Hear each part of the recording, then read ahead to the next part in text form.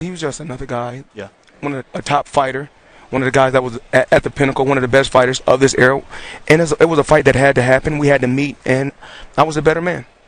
Can you explain some of the comments that came out interesting after the fight?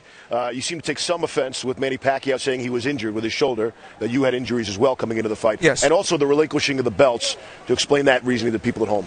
I think, I don't want to be greedy. I think it's some young lions and young fighters on the rise that need to fight for a title to put them at a certain level. I've been in the sport now 19 years as a professional and 18 years world champion. So I think it's time for some young champions to fight, for my belts.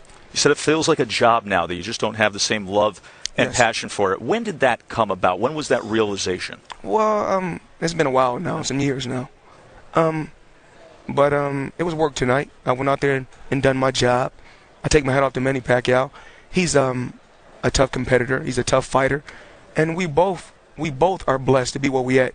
For me myself, my team done a remarkable job.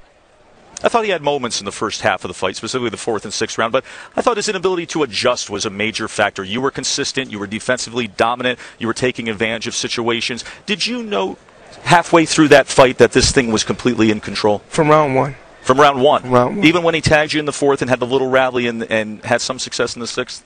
I just feel that I had a game plan. Yeah. I had a game plan. I took my time, kept my composure, and I know I've been in that situation before, so I know how to handle a situation like that. Do you have the $100 million check on you right now? Yeah, yes. Right here in your pocket? I mean, I saw you showing it to Dad over there. Dad say when you show him a nine-figure check. We can't put it on. I don't want to put it on camera. The account number. Let me see that bad boy. Yeah, that's the real deal right there, Steve. Yeah, that's. Floyd, are you familiar with I've never seen so many deposit? zeros. Right. Have you heard of direct deposit? No? That is hand-scripted with all those zeros. Let me ask you this, and I'm going to ask you for a different answer than you gave the media a little while ago, because they ask you what's next. You said, hey, it's only been an hour. You want to relax. Now it's been an hour and a half. Can you tell us what's next for you, or give us some insight, a clue? Well, I want to continue to sell the Money Team gear because I'm making $10 million a year off that. So I want to thank everybody that's supporting me, supporting the Money Team. Everybody in the entire hotel, that is. But, you see it I love ESPN, but you guys been giving me a hard time with the different commercials with Manny. So now I'm ready for you guys to do the Floyd Mayweather commercial. Yeah. And what's the guy that comes on with Stephen A. Smith? I don't know him.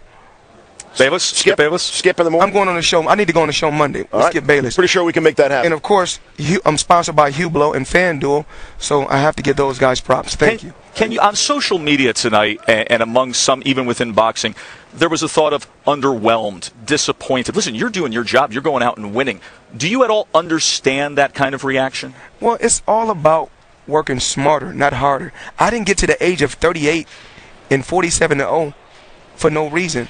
Calculated moves, smart. I surrounded myself with the right team on the outside the ring, and I went inside the ring and done what I had to do.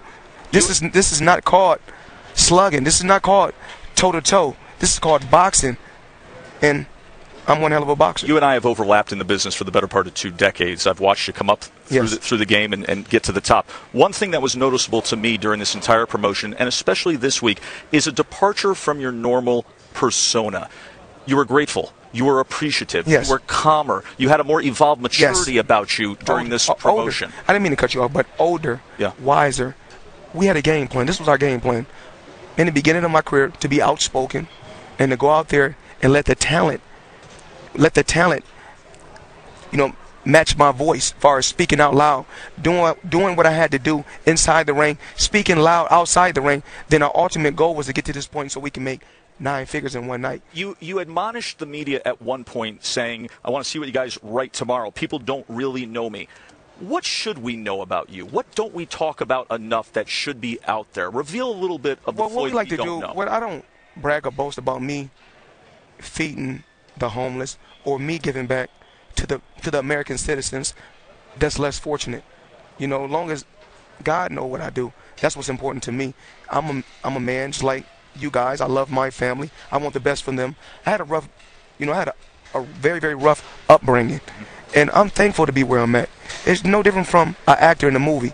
He has to have a game plan, long term, and I had a game plan. Last thing, we'll let you go on this. We waited 5 or 6 years for Mayweather Pacquiao. Did it wind up being what you'd expected it to be? I expected to win, and I did.